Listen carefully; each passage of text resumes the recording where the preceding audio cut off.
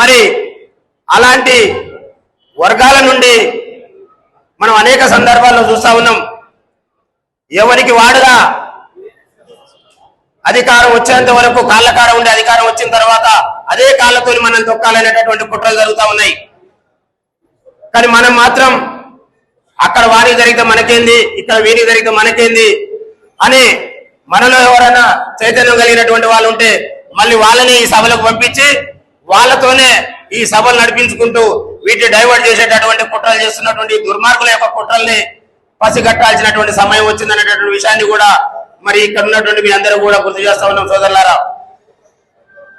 ఇవాళ మన జాతి గాలి ఊదితే ఉచ్చబోస్తే కొట్టకపోయేటటువంటి ఈ వర్గాలు మరి వాళ్ళ మా అమ్మని చూస్తే మనం పూజించుకునేటటువంటి పెద్దమ్మ తల్లి కనపడతా ఉంటది, మనం పూజలు చేసుకునే ఎల్లమ్మ తల్లి కనపడుతుంది, మరి మనం నిలువెత్తు భగవంతుని కొలుచుకునేటటువంటి దేవత అమ్మ ముఖంలో కనపడుతుంది.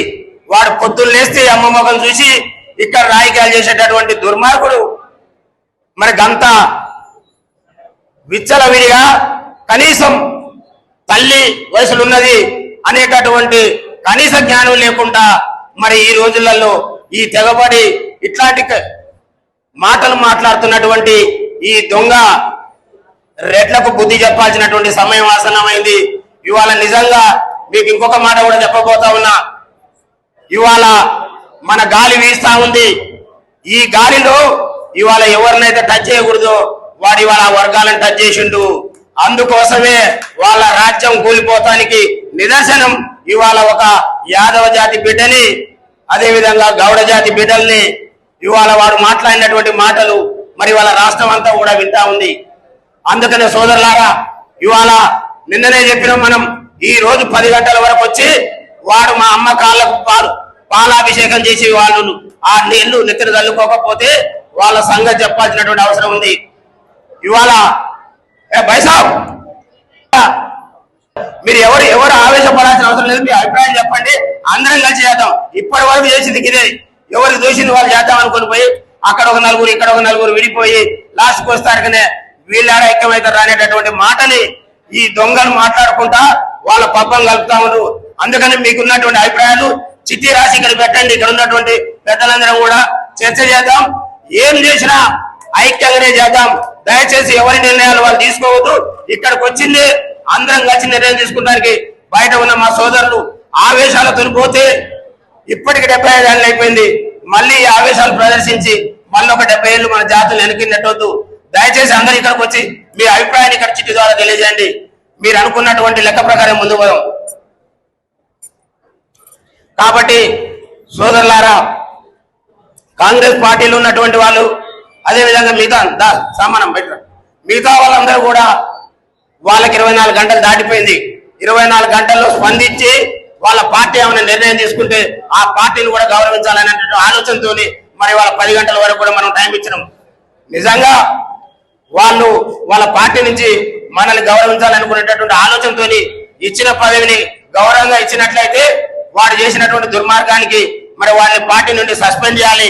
పార్టీ మనకు చేసినటువంటి దుర్మార్గమైనటువంటి భాషని మరి వాడు మాట్లాడినందుకు వాడిని ఇప్పటి వరకు కూడా మరి మహేష్ కుమార్ గౌడ్ గారు అక్కడ రాష్ట్ర అధ్యక్షులుగా ఉన్నారు. మరి ఆ పార్టీలో అనేక మంది బీసీలు ఉన్నారు. ఇవాళ వాళ్ళు బీ ఫామ్ల కోసం భయపడి అక్కడే ఉండి ఏం నోరు మెదిపేటటువంటి పరిస్థితి లేదనేటటువంటి మాట కూడా వాస్తవం. ఎందుకు మాట్లాడుతూ ఉన్నామంటే నిన్నగాక మొన్న వైఎస్ఆర్ కూర్చోండి ఒక డిసిసి అధ్యక్షుడిగా ఉన్న కైలాస్ నేత ఉంటే ఒక రెడ్డి అతన్ని కనీసం ఒక అధ్యక్షుడిగా కాదు ఒక కార్యకర్త కూడా గౌరవించేటటువంటి పరిస్థితి లేదు. మరి ఆ రెడ్లు ఎట్లా అధికారంలోకి వచ్చిండో మనం అందరం కూడా ఆలోచన చేయాల్సినటువంటి అవసరం వచ్చింది. అందుకోసమే ఇవాళ వచ్చినామా మైక్ అందుకున్నామా 4 ముచ్చట్లు మాట్లాడి మళ్ళీ ఎవరి దారిలో పోతామంటే మనం ముందుకు పోలేము. మనలో ఐక్యతని దాటాల్సినటువంటి సమయం వచ్చింది. మన అమ్మని టచ్ చేసిండు.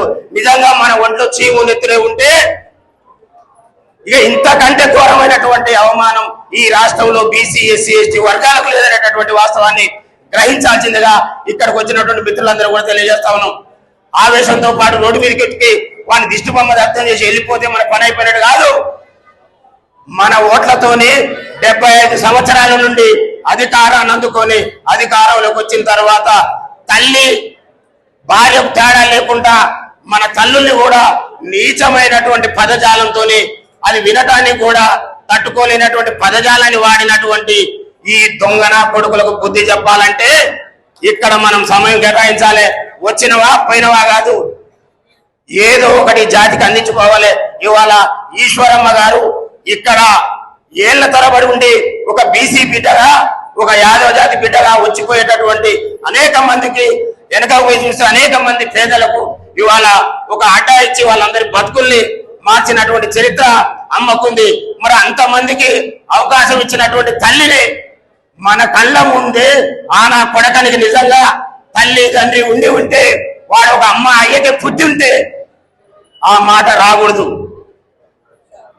అంత హీనమైనటువంటి భాష ఇలా ఒక్కరిని కాదు, వాళ్ళ గౌడ సోదరుల్ని మళ్ళీ అందులో మనోళ్ళని కలుపుకుంటా. కాబట్టి దయచేసి మిత్రులారా, వాడు మాట్లాడిండు కాబట్టి మన మాటలు కాదు, మన జాతి జోలికి వస్తే బీసీల జోలికి వస్తే ఏం జరిగింది అనేటటువంటి పరిష్కారాన్ని ఈ సమాజానికి చూపెట్టాల్సినటువంటి అవసరం ఉంది. ఎప్పుడు కూడా మనం ఏదైనా ఎవరికైనా అన్యాయం జరిగిందనే హడావుడిగా పోయి అన్ని మందలిచ్చి ఆ ఫోటో తీసుకొని సోషల్ మీడియాలో పెట్టుకొని స్టేటస్ లో పెట్టుకొని ఏదో సాధించినట్టుగా మరి మనం ఇప్పటి వరకు సంతృప్తి చెందుతా ఉన్నాం.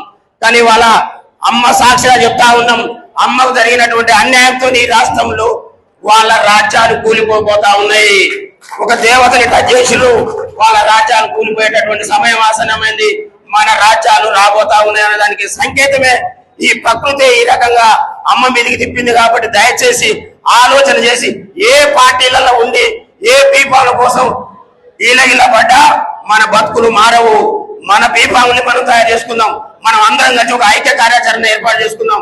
ఐక్యంగా ఇక్కడ ఉన్నటువంటి యువత, ఈ రాష్ట్రంలో మెజార్టీ ప్రజలకు మనం ఇవాళ ఎవరి కుటుంబాన్ని వాళ్ళు చైతన్యం చేసుకుంటే వీళ్ళు గాలిలో కొట్టకపోతారు.